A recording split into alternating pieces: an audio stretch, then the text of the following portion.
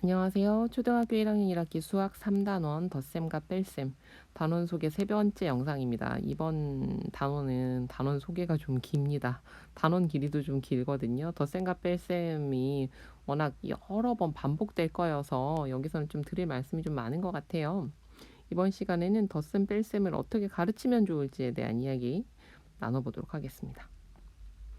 먼저 덧셈과 뺄셈 전략인데 제가 이거를 하나하나를 다 나눠서 짚어드려야 되나 고민을 좀 했어요. 그런데 제가 쭉 보니 설명하는 저도 무슨 얘기인지 잘 모르겠어요.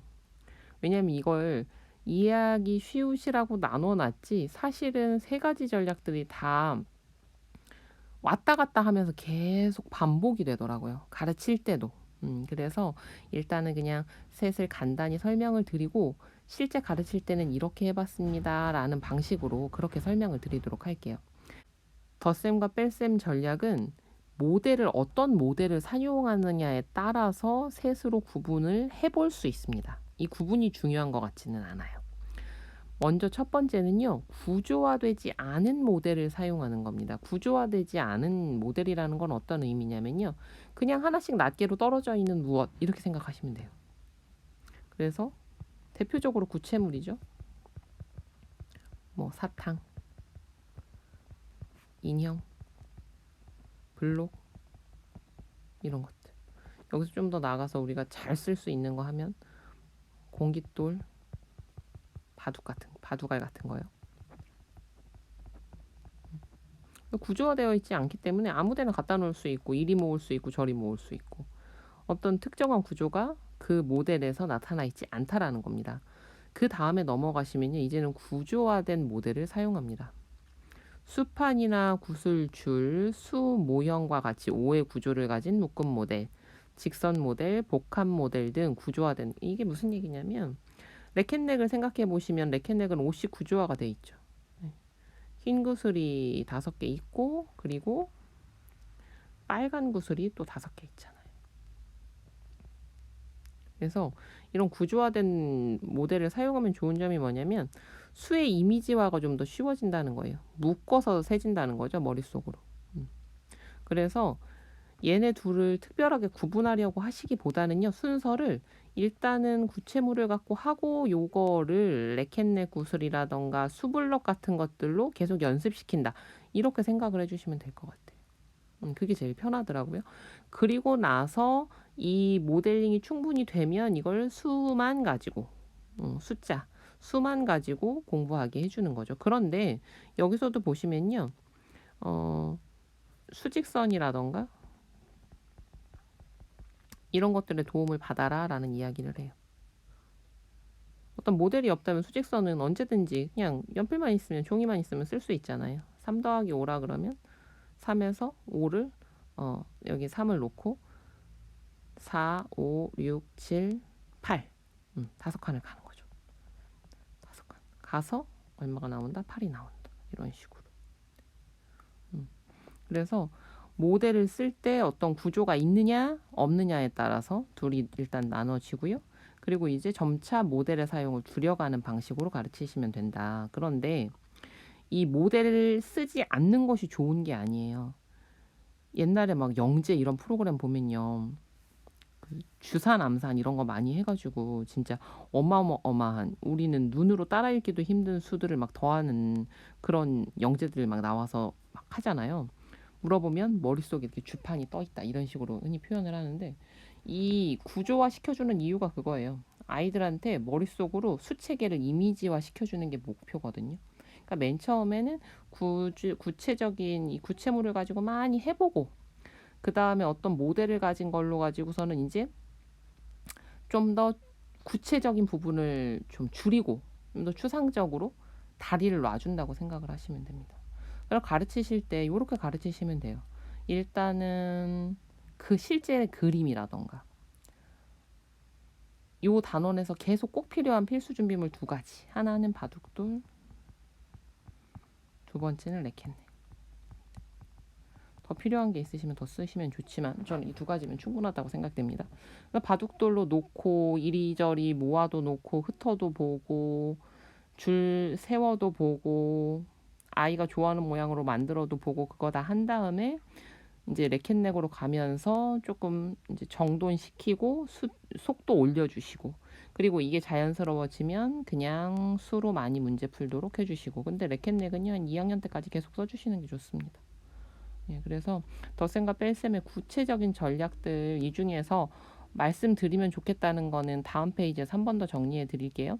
그러니까 전체적인 방향은 이렇게 잡고 가시면 되겠다.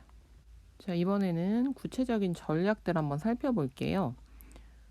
먼저 3 더하기 4라는 상황을 가지고 말씀을 드리면, 하나씩 세기 전략은 구체물을 가지고 3개에다가 4개를 놓죠. 그리고 나서 하나씩 세는 거예요. 말 그대로 하나, 둘, 셋, 넷, 다섯, 여섯, 일곱. 네.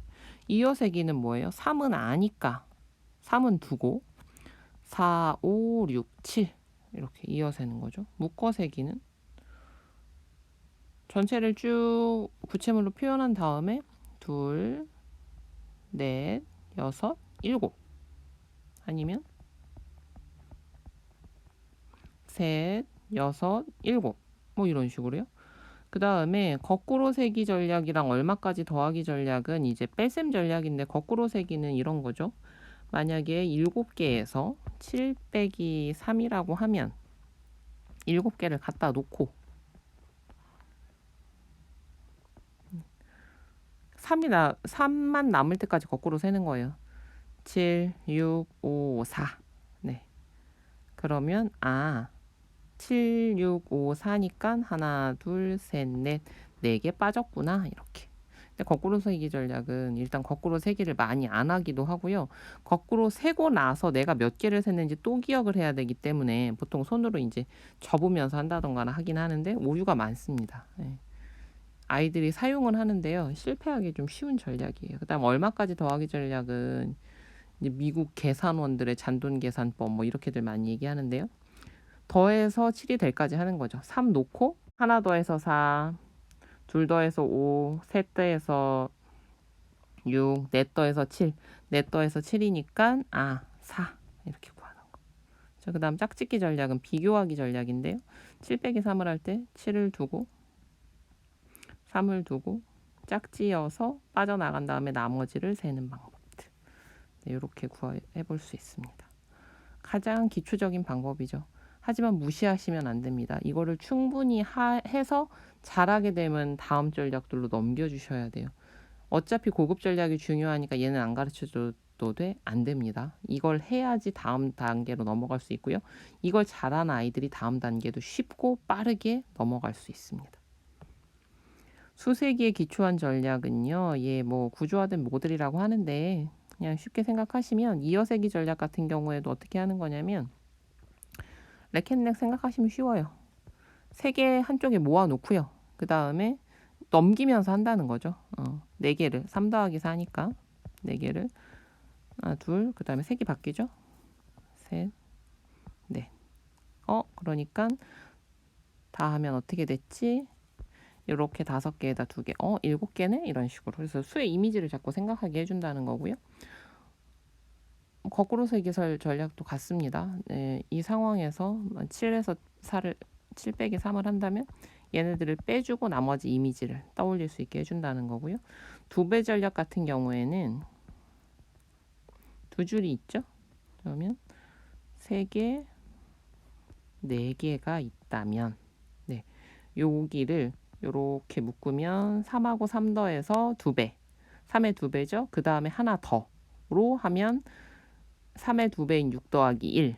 그래서 6 더하기 1로 7. 요 2배 전략 얘를 함께 묶어서도 할 수 있고요. 반대로 2배 전략일 때 여기에 하나가 더 있다고 생각하는 거예요. 네. 그래서 4 더하기 4로 만들어준 다음에 하나를 빼야 되니까 2배 전략에다가 하나 덜 전략을 합해서도 할 수 있다. 네. 요런 것들. 그래서 여기서는 구조화된 모델을 사용해 주시는 것이 필요하다. 그래서 아이들이 이 덧셈 상황을 구조화된 이미지화할 수 있도록 이렇게 해주신다는 의미예요.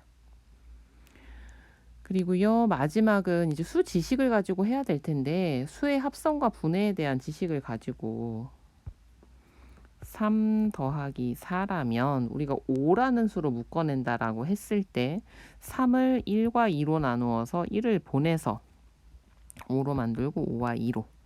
그러니까 7이다. 요렇게도 할 수 있고요. 근데 요거 같은 경우에는 사실 요렇게 10 이하에서 쓰는 것보다 받아올림이 있었을 때 쓰면 훨씬 더 좋겠죠. 하지만 앞에서 5 단위로 묶는 구조화된 모델을 많이 사용한 아이들이라면 요것이 굉장히 쉽게 되겠죠. 그다음에 수 계열을 이해하는 것과 수 관계를 이해하는 거, 그다음에 교환 법칙 같은 경우에는 앞뒤 순서를 바꾸는 거. 이어세기를 같은 전략을 쓴다고 하더라도 7 더하기 2와 2 더하기 7 여기가 훨씬 힘들죠. 때 왔다 갔다 옮아갈 수 있게끔 해주시는 것들. 그래서 어떤 새로운 전략이 나온다기보다는 앞에 있는 거를 많이 하게 되고 그것을 지식으로 쌓은 다음에 쓸 수 있도록 도와주시는 것들이 필요하다. 이렇게 생각하시면 되겠습니다. 그러면 다음부터는 이제 본격적인 수업 영상으로 돌아오도록 하겠습니다. 오늘도 영상 들어주셔서 감사합니다. 다음 시간에 뵐게요.